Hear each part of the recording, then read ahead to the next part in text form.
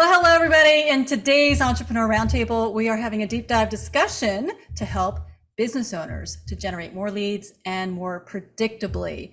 We're talking about what's working now when it comes to your marketing. So this is for you if you are great at what you do, but maybe not so great at marketing what you do. This is for you if you used to have things that would work to generate leads and customers, but they're not working that well or maybe at all. So if that's you, you're in the right place. If you tried a little bit of this, a little bit of that with little or no results, this is for you. So reality is there is so much you can do out there with marketing. It's pretty overwhelming. You just want to know what's going to work for you. So I get you. If that's you, again, you are in the right place.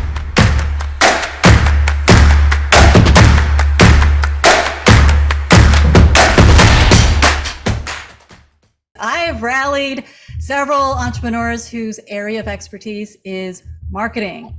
This is in one facet or another what they do. And so we're here to pick their brains. Today is not a webinar. There is no sales pitch.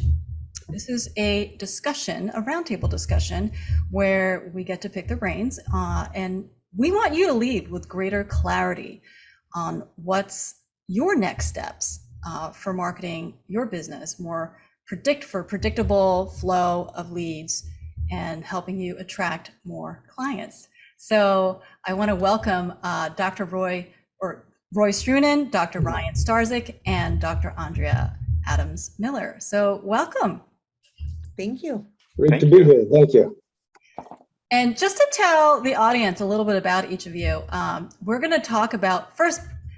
I would love if each of you shared your 60-second, like timing it, 60-second elevator pitch to really help our audience remember what you do. I want to talk about, when did you start your business? What motivated you to start your specific business? And you're all in different areas of marketing. We want to get some ideas to know, what did you do to launch your business from startup to the 6 or 7 figure level? We want to talk about tactics that you've used.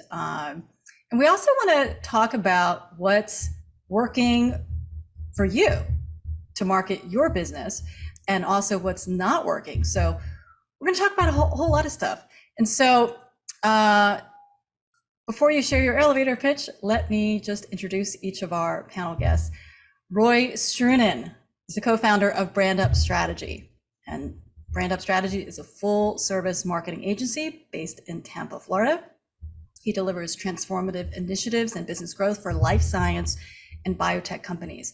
Having executive experience on both the agency and client side, Roy asks the right questions to be able to develop on target marketing strategies and tactics. Roy's extensive background includes competitive market analysis, successful project roadmaps, digital strategies and integrated campaigns, content strategy, effective demand generation, lead nurturing, SEO, search marketing, account-based marketing programs, API dashboarding analysis. Yes, this is a lot, right? That you cover. You can learn more about Roy's agency at brandupstrategy.com. So let me start with Roy. What year did you start your company, and what made you decide to start a marketing agency? So, thank you very much, Jen, for having me. I appreciate it, and I'm looking forward to the conversation with you and with our other panelists. So, I started Brand Up Strategy in 2020 when I moved to Florida from Massachusetts. I had a long career in marketing prior to that, with a focus on life sciences, and I really love the life science area, and I like working with companies whose objective is to improve people's lives. So I've been in the market for a while, and there's a bunch of internal and external reasons that when we moved to Florida, that just caused us to start this business. If you want me to just quickly touch on those right now, I'm happy to do that. So we came. Before I came here, when we were in Massachusetts, I was working for a company, and I left at the very end of 2019, and they were not interested in remote work. So I So I came here, and there was a conglomerate of internal and external factors when we moved.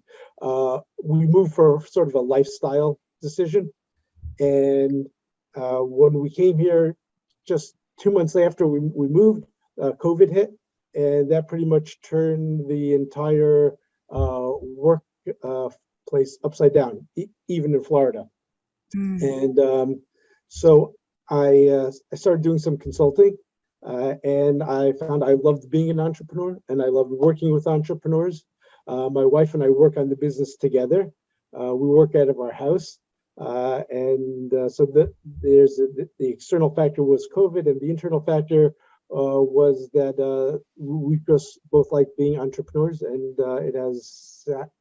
sits well with our lifestyle. Awesome. And I know I gave the intro to everybody, but if you had to boil it down to a 60-second elevator pitch for what you do, can you share what that is? Sure, I can do it. I'll try to do it in less than 60 seconds just to make sure everyone else has time. But I provide strategic guidance and execute measurable marketing programs that help companies build awareness and generate qualified sales leads that helps them grow their business. I love that. Love, love, love that. And in introducing our second panel guest, I'm excited to have Dr. Ryan Starzyk. So to tell you a little bit about Ryan, he is a U.S. military combat veteran. He's a past candidate for public office. He's a business service consultant to large organizations and social impact entrepreneur. Wow. Dr. Ryan, you are a lot of things. He is the owner and founder of Blue Fire Group, a social purpose business promoting and radical transformation from strict profit motives to community-focused local economic development to create a more sustainable and equitable future.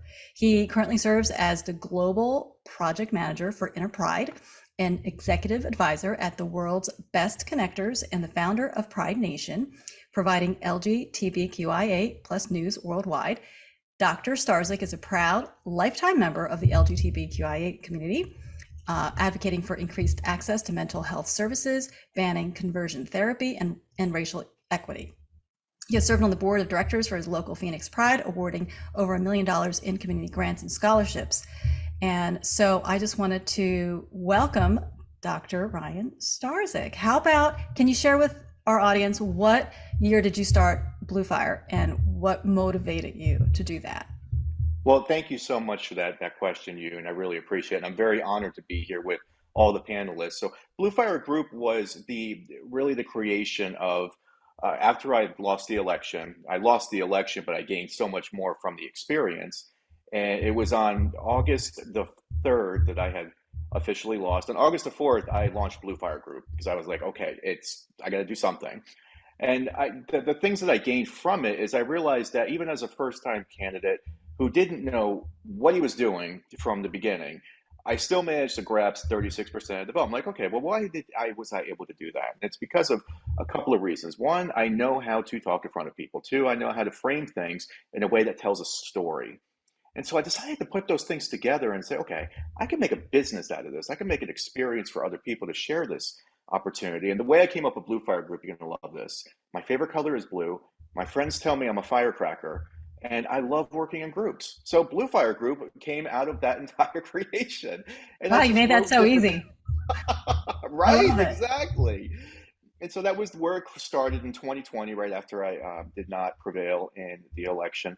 And that's where I'm still running strong now. It's a couple years later, but still running strong, working out of my home, and definitely a virtual company for sure. Awesome. And now, if you had to share your 60-second elevator pitch, how does that sound? Sure. So businesses today, they need to focus, number one, on the mission, vision, values of the organization, because every organization needs to tell a story for people to be attracted to it. Sure, you might have a great product or a great service, but if you don't have the mission, vision, values publicly available, if you're not harping on it every single day and you don't believe in it, that's going to reflect in your marketing and in your sales. So foundationally speaking, I help organizations develop those three very vital and important things. And then we start looking at, what technology are you using? Are you using the right platforms? How many platforms are you using? Often what I find is there's a lot of overlap. people are using 7 different systems when they can consolidate it and use maybe 1 or 2 of them because they're all doing the same thing.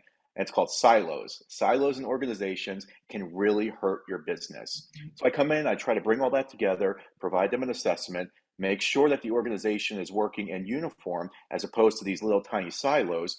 And of course, from that natural team effort, more ideas come out of it, more marketing capabilities come out of it. You have a stronger presence in the marketplace because people are working together. People are excited about the work. And it's all about teamwork. It's all about community. And it's all about making sure everybody's on the same page. I love it. I love it. Thanks for sharing. So now that brings us to Dr. Andrea. So Dr. Andrea Adams Miller, let me tell you a little bit about her. She is a dream maker. I love that. She is an award-winning international publicist and sponsorship acquisitionist who leads you to manifest your dreams bigger than you dare to desire. As the CEO of the Red Carpet Connection, she has the authority, credibility, and connections to place you positively in the news, help form powerful strategic partnerships, and acquire funding. So that's a lot too. Now, she's got 3 PhDs. Wow. You are a lifelong learner, my friend. She is a master neuro-linguistic practitioner, a dual-trained master hypnotherapist, as well as a certified neurofeedback and biofeedback practitioner. So that's a lot. She shows you to expand your business growth to heights unimagined. Her international passion project is the KeepSmilingMovement.org, a mental and dental health organization that she founded to save lives with smiles by creating a dose of hope to be resilient no matter the challenge. I love that.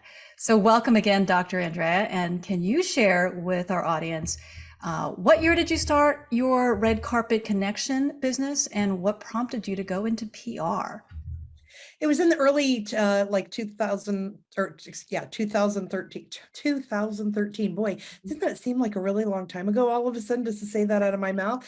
And it was funny because I own an intimacy and relationship business and I consulted people all over the world. But I had gotten myself on media. So I'd been on CNN in 2020 and been over 2,500 radio shows that I'd been on. And so people were like, Andrea, you should help me with publicity. And then my friend was like, Andrea, this is something here. And he goes, you know what? You're like the red carpet. You're always on the red carpet. You always are meeting people. You have such a thriving knack for connection. You should be the red carpet connection. And the business was born from there. Wow, they just handed it to you on a silver platter. My friend named me. Yeah. That's wonderful. So now tell us your 60-second elevator pitch. Sure. If you have ever dreamed or desired how you could get in the news and get funding like an NFL player or a Kardashian, and you'd like to be able to do that without making a sex tape or doing something else equally controversial, well, then I might just be the right person for you. Because what I do is I help you get seen and heard for your products, messages, and services by utilizing publicity, partnerships, and funding sources with sponsorship so that you have other people embracing and excited about what you do so you can show up and serve the world because someone's waiting to hear you. So let's get that heard. Wow, I love that. Love that. And that definitely gets people's attentions for sure. So let's take our audience back to when you first started your businesses. What were the key tactics? We're talking marketing, right? So let's just go right into people. You got to have customers, and without customers, you don't have a business. And if you want customers, you got to market. So what did you do that took your business from startup to 6 or 7 figures? What were the key ingredients in your marketing mix? Dr. Ryan, you want to kick it off? Sure, I'd love to. You got to get out there and talk to people. You got to get out there and understand what the real problems in your community are. And whatever your market niche might be, it could change. I initially thought that my market niche was going to be large technology organizations. It ended up turning into large nonprofit organizations. So, that's the kind of adaptation that you also have to be ready for. Go out there, talk to people, be engaged, make cold calls to your friends, family, whoever it might be, because you never know where that opportunity could spark from. keep it as many, don't unsubscribe from every single email list. I know we get a lot of emails, but sometimes it's that one email that you'll see, there's an opportunity that pops up in it that you never thought might be available, and you have to pursue it. You have to be aggressive. You have to go after as many possible opportunities as possible and wait for that one to shake out. Because the one with Enterprise, I never expected it to come up. I was part of their global advisory council before I became the global project manager for them. They're my largest client right now. And I love the work. I love the mission. I love the vision. I love the values. So like I said, you just have to be present. You have to be active, and you always have to be conversating with as many people as you possibly can. That is the most important thing ever. So when you got out there, Dr. Ryan, did you like go to networking events? Did you have some kind of system of where you were going to network? So talk to us a little bit about that. Sure. So the networking events, of course, are vital. And I initially thought that I could go, okay, let me go to my local LGBTQ chamber and do networking there. And then it was okay. I mean, during the time, at the time, 2020, it was still kind of weird. Everybody was still trying to get through that COVID thing. And so I said, all right, let me try something different. Let me just try and go to a completely unrelated chamber and talk to them. So I went and talked to the Black Chamber of Arizona. I went and talked to some other local chambers here in Arizona and just had conversations. I tried to figure out what are the needs right now with some of your businesses and how can I fit in? Join the Glendale Chamber. You just have to try different things and you'll know within a month or two if it's going to work for you. I mean, I ended up dropping out of some of these organizations just because they weren't working. And another factor is you got to meet people where they are. Show up to these businesses, call these nonprofits, reach out to people who have connections with the nonprofits that you might see an opportunity with where your services could potentially help them. Because the government, the government contracting, here's a good way to explain it. The government doesn't know what they need until you tell them. That's the same thing for a lot of businesses. They may not necessarily know what they need until you tell them that this could be improved and quantify it. So you have to be active. You have to constantly be reaching out to people in your network. And you also have to do this thing called social media. Keep it active, keep it busy, and keep it frequent. Because the social media, that's the first thing people are going to see from your business is your social media active and how active is it? Because you want to have constant inflow of information, fun, exciting information. You don't want pictures of your dogs. You want to tell people what you're doing. You want to tell a story. Get personal. Get really personal. Be vulnerable to these potential clients. I promise you, the more vulnerable I've been with my clients, just opening up to them and starting the conversation with something that's going on in my life and asking them something that's going on in their life has helped me build stronger relationships with the people I work with. So it's not just about business. It's also building a sustainable relationship. Awesome. I love that. So you just went out and you didn't just do one chamber where dipping the toe in the water approach, right? This is what I often see as far as common marketing mistakes. Just trying a tactic, but just doing it with they don't scale it. So what you did is you scaled it. You joined a whole bunch of chambers and really got yourself out there. I love that.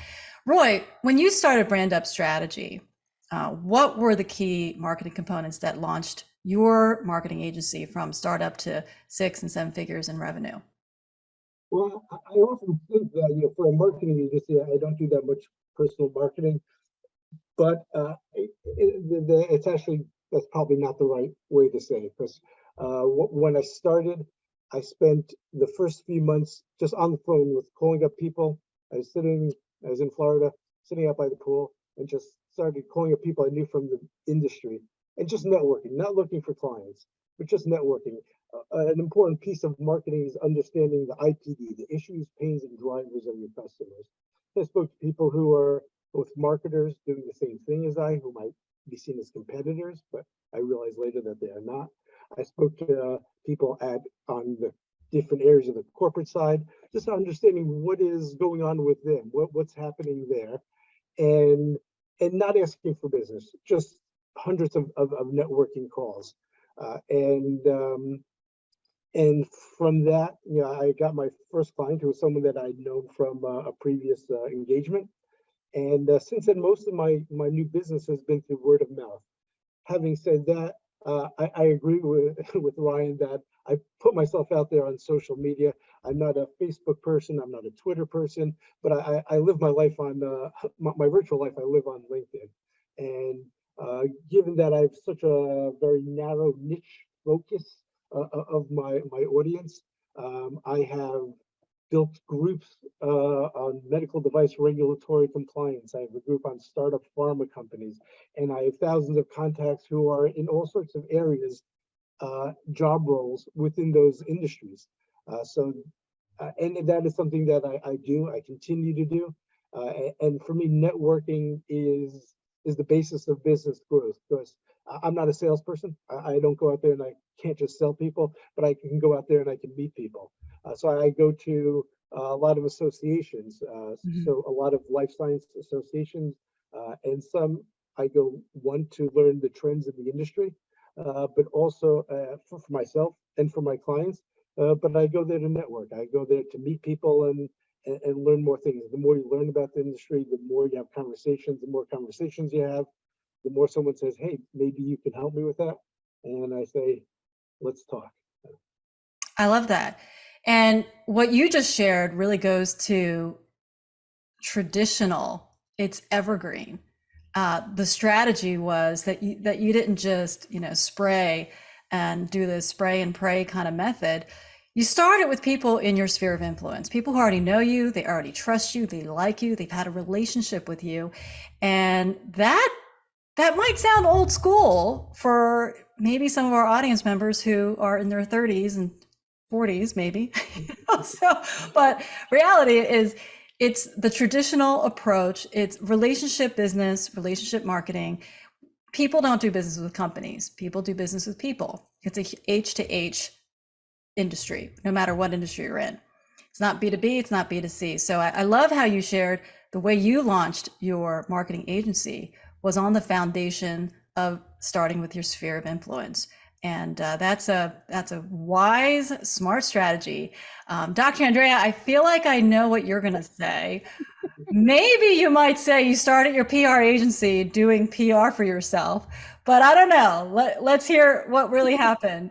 How did you launch your PR agency from zero to from startup to 6 or 7 figures in sales? Well, and before initially doing it for myself, I as a teenager, I was very involved in philanthropy and social organizations. And I was in leadership positions. So I was doing publicity then, whether it was, walking from house to house to tell them about what we have going on, to helping somebody campaign for, sheriff, or, whatever it might be. And then, so I was doing publicity my whole life. So when it became time for me, when I was, my other business is called Ignite Your Relationship. When I was putting that out in the world, that was important to me to realize I needed to be seen at a different level. And I just naturally did it. I wasn't looking for publicity for me. I was looking for publicity for the topics that I thought were important that weren't in the news. So I literally called 2020. This is early. I mean, like, we were doing dial-up when I first started doing publicity. And so, so they loved the idea. And so my pitches weren't pitches to me. They were just honest information that I thought was really good, informative news that they might like to have. And it was always positive. And that seemed to work for me. So when I did really well in my own business and other people came to me and said, "Hey, can you help me?" my goal was always just to be of service to the media. So when you said H to H, I think heart to heart, human to human, and S to S, soul to soul. How can I relate things that serve other people, communities, and businesses and corporations to the highest level? And through that human capital is what has allowed me to really thrive in my business. The one most important, valuable commodity that we have is our human relationships with other people, especially during COVID, when people had nothing, had no business, no work, no resources, didn't know how to get things, people that they knew and trusted who came out of the woodwork that they could create with. And that's what I've always built upon. And it's just been a really beautiful thing. So the people that are attracted to me are people who like me, and the vulnerability that Dr. Ryan said, but the more I'm vulnerable, people like me because I'm real. I could run for president. The skeletons that come out of the closet, my husband and kids already know. I love that. I love that. H to H, heart to heart, soul to soul. And that really is what I believe makes whatever you're doing for marketing, whether you're focused on social media or you're advertising or you're doing blogs or you're speaking or anything, people can sniff whether or not you're being authentic and if you're trying to connect or if you're there sort of selling, right? And I love how you shared soul to soul, finding your people, your tribe, and do you really understand what makes them tick and what they desire, and do you relate to them on a human level? So I love those nuggets of wisdom that just came out of your mouth with sharing, your philosophy on how you market your business. So let's take people back to what used to work, because there's so much noise out there. It's overwhelming for anybody. There's a zillion things you can try. I'm like, oh, should I be on TikTok? Should I do Instagram? Should I focus on Facebook marketing, YouTube ads, LinkedIn ads, pay-per-click ads, speaking, affiliate marketing, billboard advertising? There's just like a bazillion ways that you just can't do it all. Tell us about maybe what are one or two things that used to work really well for your business and maybe even for your clients' businesses that just isn't working as well anymore, so we can at least separate ideas that they don't need to focus on. So anything come to mind? Anybody want to just take a stab at it and share? I'll jump in. I'm going to twist the question a little bit though. So things that people are doing now that they're not doing that used to work. So calling people, like being a friend and just calling people. I text and call dozens of people a day, and people are shocked that it's just that connection that with people again. And direct mail works for some of my clients amazingly well. People love getting mail. We don't get mail that actually matters or means something. So if you create some kind of paper, tactical, something they can touch, they don't always throw it away right away, and they see it. And then that visual impression, as long as, and the tactile kinesthetic touch of it really creates a different kind of relationship with people. So I kind of go back to your foundation of things that we didn't do, that we used to do, that we don't do now. And my thing also is, as far as like technology and stuff today, do what's fun for you. If you're not, like, I'm not a Twitter person, I'm on it, but I don't use it. Some of the stuff automatically goes there. It's not my thing. It's not where I feel like I fit and can talk with people. So it's just not my thing, but I really am enjoying TikTok and I love LinkedIn. So do what works for you. You don't have to be everywhere. Great advice. Love that. What about some other one or two things that used to work that you just want to redirect people? It's not really working that great anymore. Roy, Dr. Ryan, any thoughts? Sure. So, yeah, Andrea said that she started off with dial-up connection. It reminds me of I don't want to date myself, but my first job, I didn't have a computer on my desk. And in marketing, the technology has really boomed in the last 20 years. And I appreciate it, because things that I did manually before, I can now do some of it automated. But I think one of the things that we've lost in all this automation is as she was saying, the sort of human touch. We have this full stack of technologies, and I think the technology does a lot to help, especially at the top of the funnel, where you're trying to just build some awareness. And so, some of these ads and getting out there to the right people, getting awareness, and maybe making that first level connection. So technology has helped there, but I think there's a lot of people that have lost the sense of, like you said, sales happen between people. People buy from people.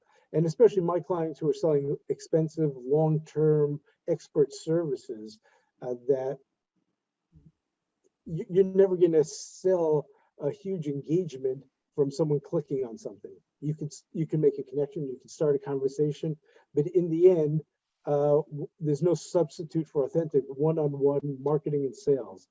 So I think what's not working today is some of the automation trying to replace the human factor.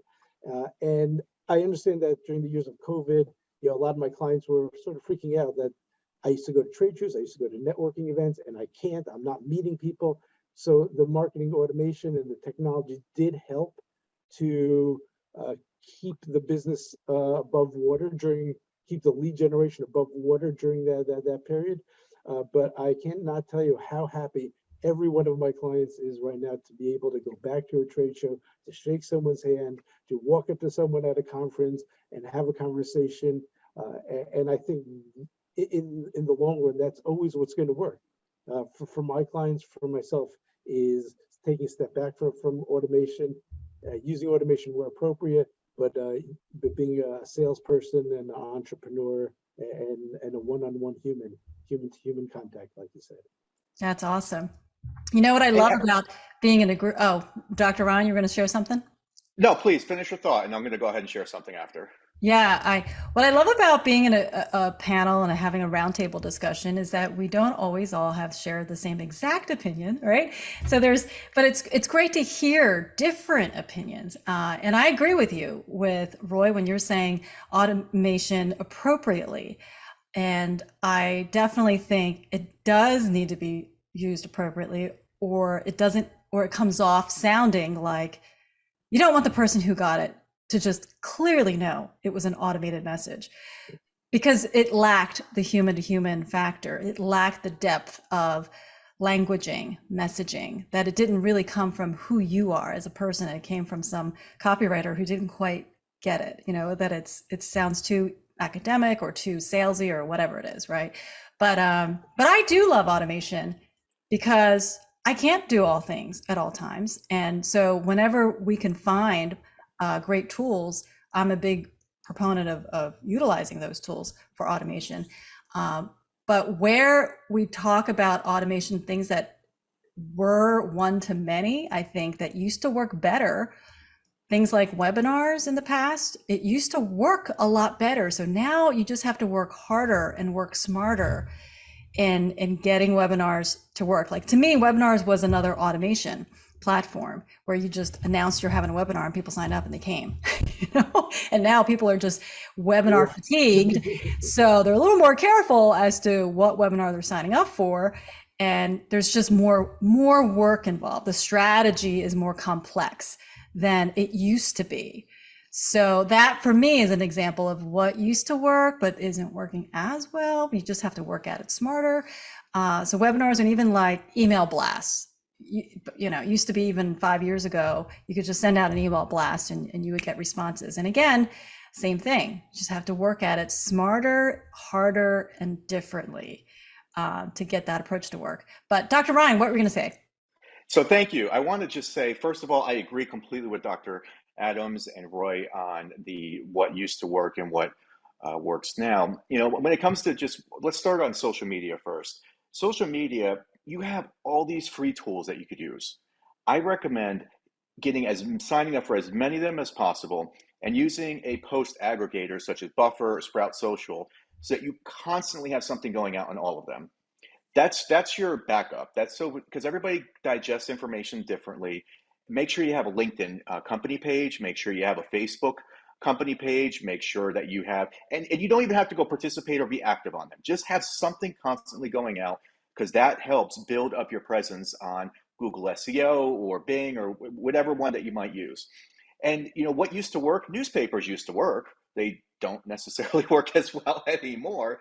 And I would say, if you're a small business that has revenue below $10 million, you're probably not going to do so good by investing into the ads, because it's so flooded. There's so many ads, and there's so much competition there. And these larger companies obviously have kind of a dominance over the marketplace. But what you can do, you could sponsor a local sports team. I sponsored the local rugby team. I have my logo blasted all over the front of all their shirts. Didn't cost me that much. And it cost me less than what I probably would have spent on ads, because of how expensive they've gotten.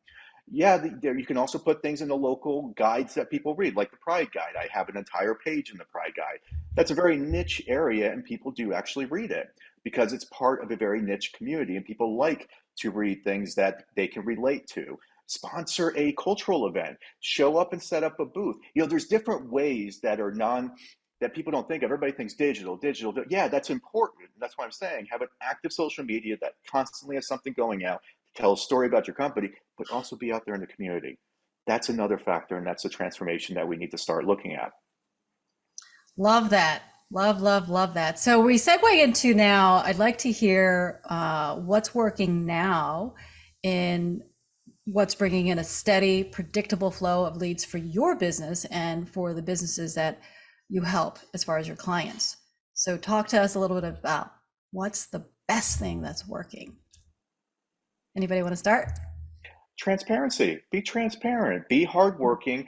And just because you have a certain scope of work, go above and beyond that scope of work. Do everything you possibly can to go above and beyond for each and every client, even if you do have to sacrifice some of your personal time. Maybe instead of overwhelming yourself with too many clients, focus on just a few, because that word of mouth is so powerful, because that will get to other people and that will help you generate leads naturally. I'm actually turning business down right now because I don't have time and I can't find the right talent pool to help me with it.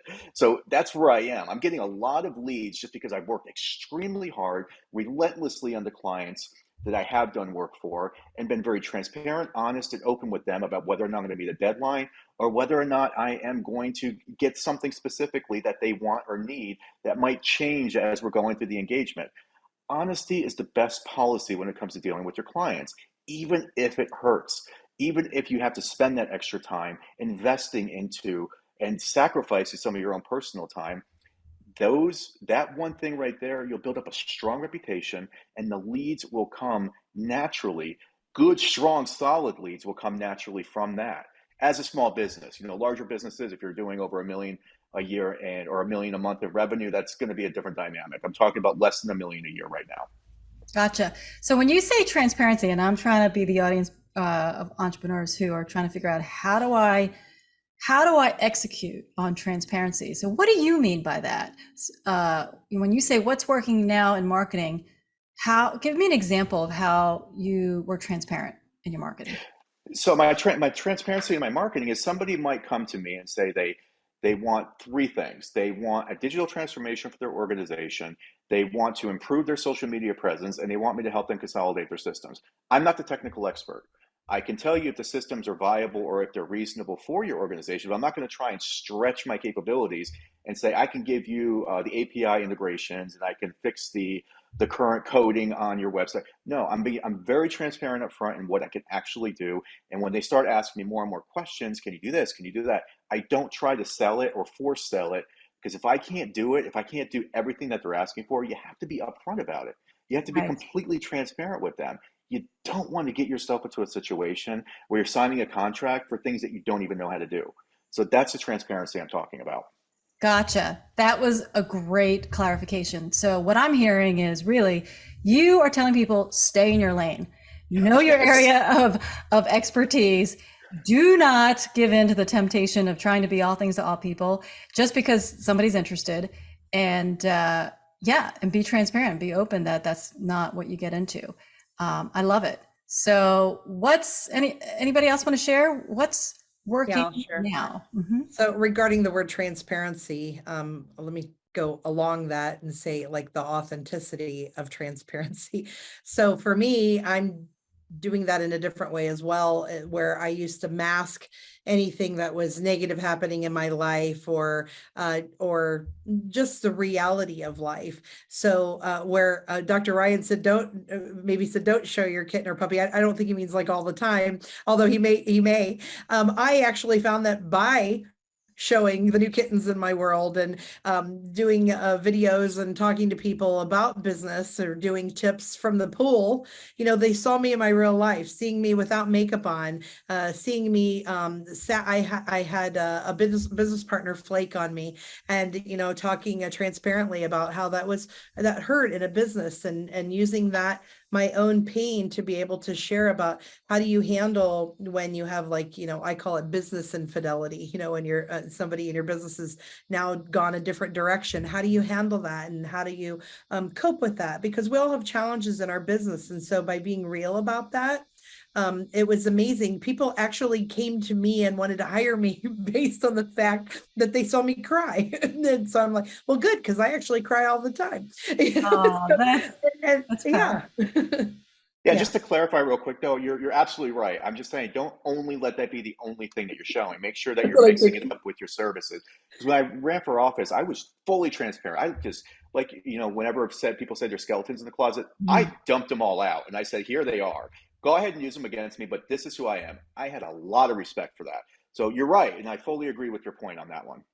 Yeah, well, and I love that you said that, Dr. Ryan. So again, we're saying share your puppies and kittens and dogs, but like say it with a story. So I talked about how the positivity of how it makes me feel. I combine it with the keep smiling movement. How when you smile and a purr or a pet on a kitten helps change your brain chemistry. So I made everything have another meaning besides it. Not always, but sometimes, most of the time, so that it had content to it.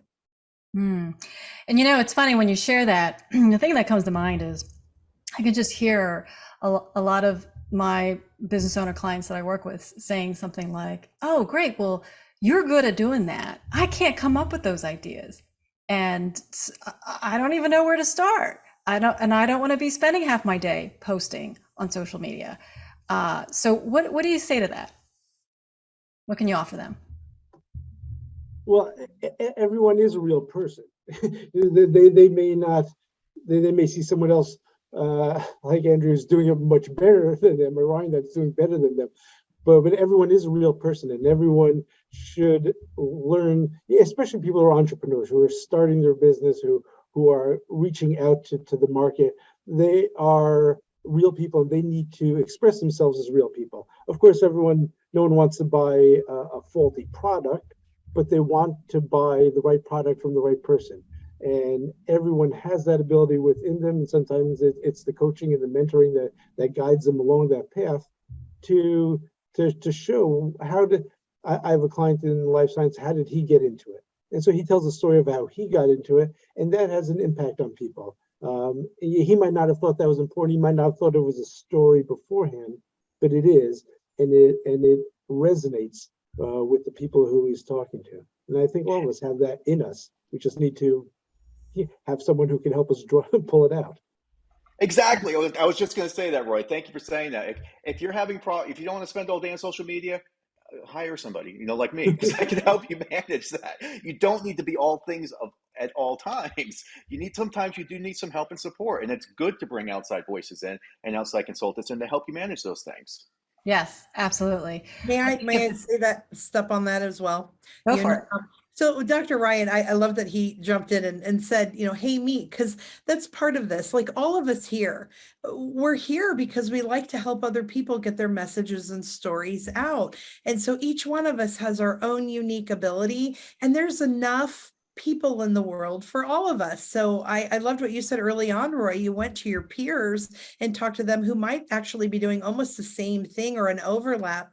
Well, that's because we can work together strategically, or someone will resonate with Roy more than me, or they'll like, oh, I love what Ryan's doing. And that means that's more valuable to them in that moment. It doesn't mean we're less valuable. It just means that we just click a little bit better, and there's enough for everyone. And we can work in tandem to create even better things as well. So partnership among other people, when you're in business and you create strategic partners, you just have such a better way of doing things. And yes, social media is telling a story.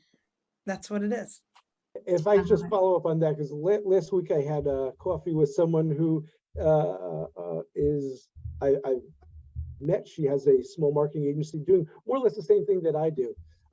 But we decided we should meet for coffee in the afternoon, and I initially said, yeah, is she a competitor? And we ended up when the guy running the coffee shop said, we're closing, you got to go.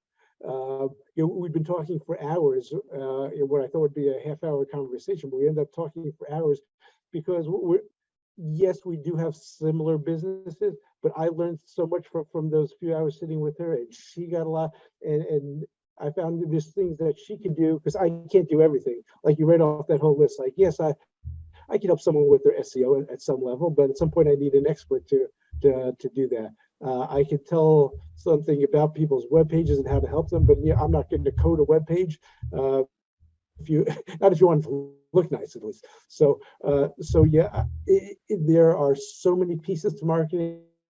And we are not competitors. We are our allies, all trying to help our customers be the best they can be.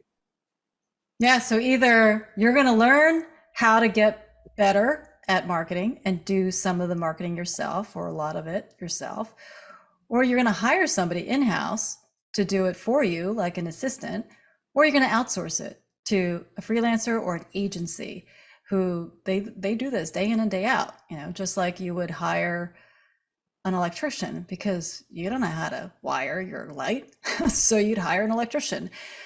So keep that in mind as you're listening on.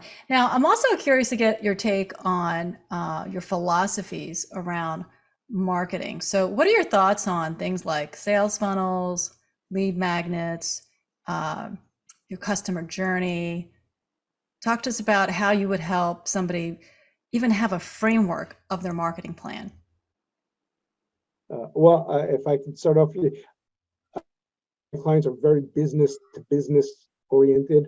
So there's, I started off my career in consumer marketing. There's a bit more fluff and emotion to it, but a lot of what they're selling is a technical solution.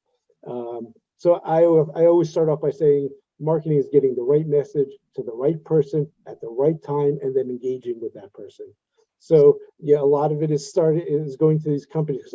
Every company I deal with was started by someone who has either some sort of operational expertise. If someone knows how to make pizzas, they open a pizza shop, but they don't necessarily know how to market it. Not that I have any pizza clients, but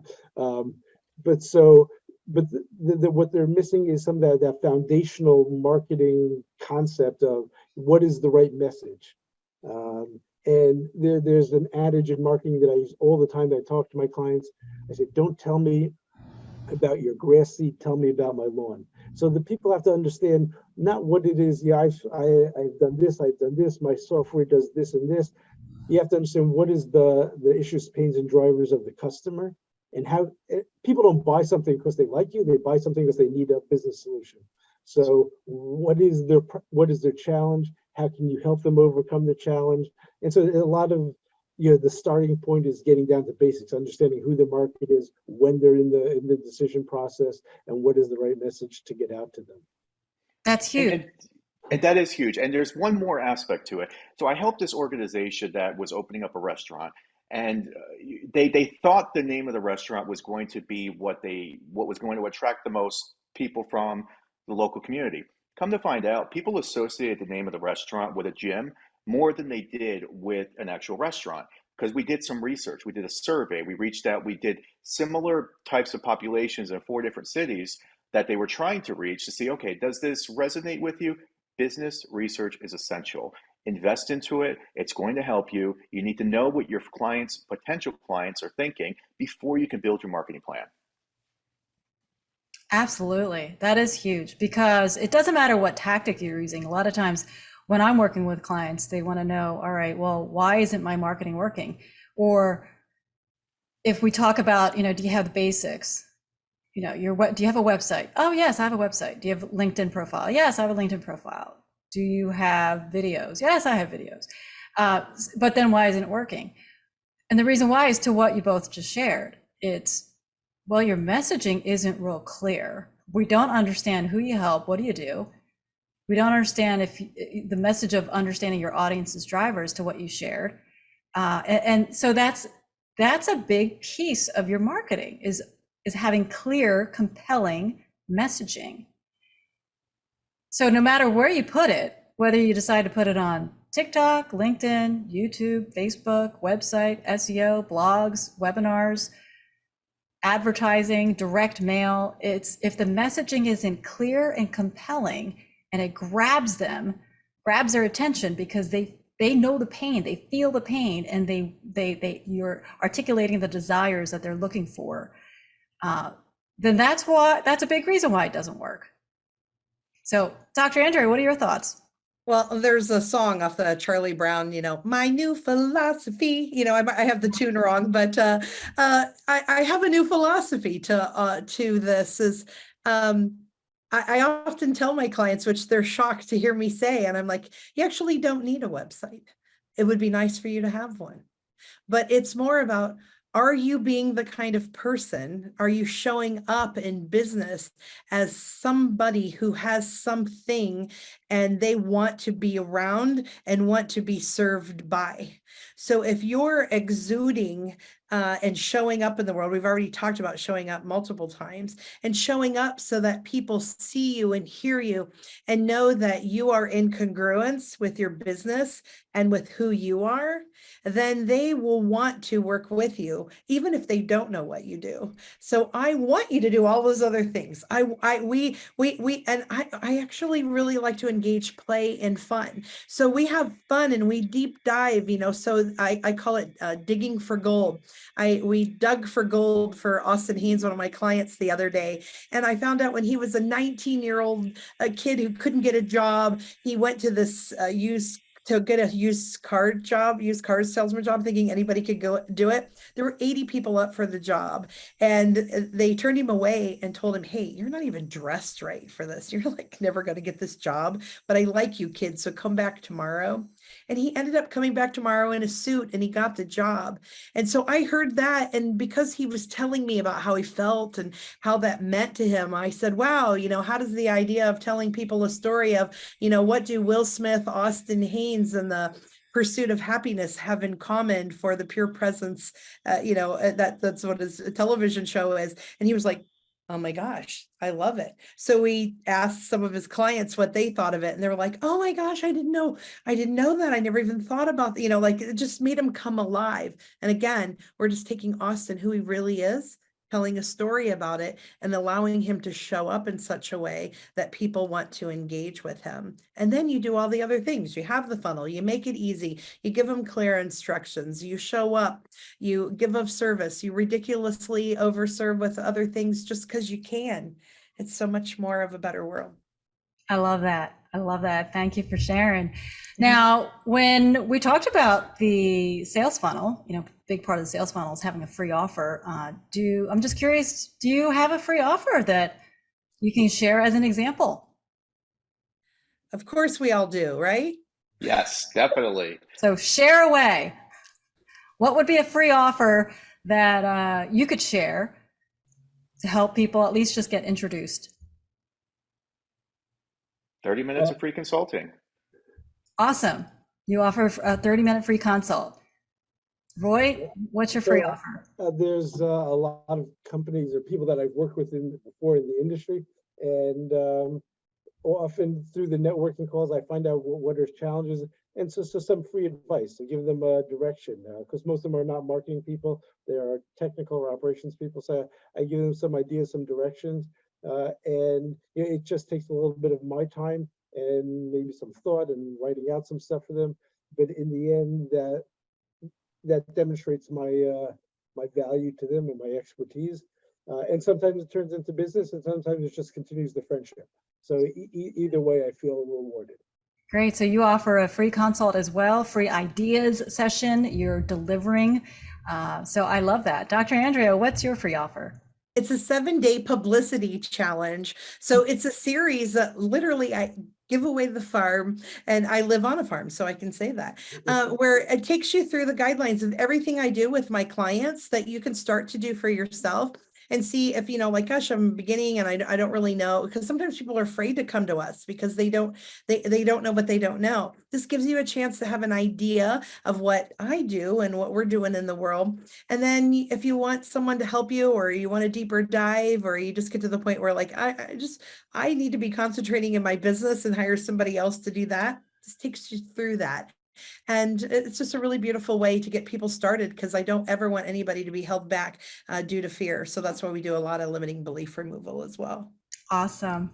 Well, we're talking about free offers, and I wanted to put some emphasis on that, because I really believe, me personally, I believe that everybody should have some kind of a free offer where people can go on your website and sign up, so that show up and you look at your emails and you get a notification, you have a new lead, right? And so if you don't have that right now, that would be the first next step that I would recommend, is coming up with an idea that you could put together, like a free download or a free consult.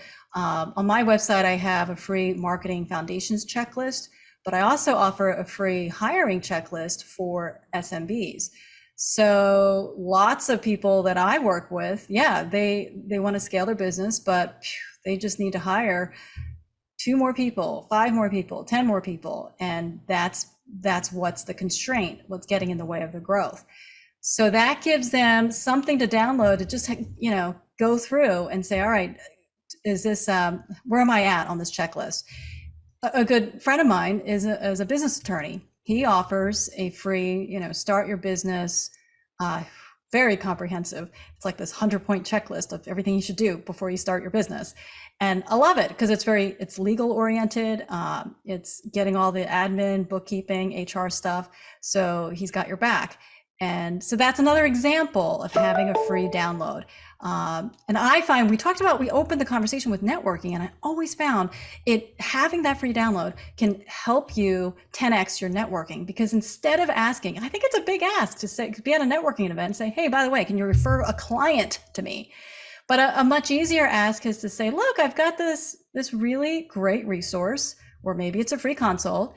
And that's what I would love. If who do you know that could benefit from this free XYZ checklist? Because I offer it and it's free. And I found that always 10x'd referrals, because they weren't trying to think of somebody who would buy. They weren't trying to think of somebody who, they have a lot of pressure thinking they should hand you a client, but it's way less pressure, and they can think of 10 times more people who would benefit from that kind of a free offer. So we talked a lot about marketing, how you show up, about transparency, being who you are, heart to heart, human to human, soul to soul.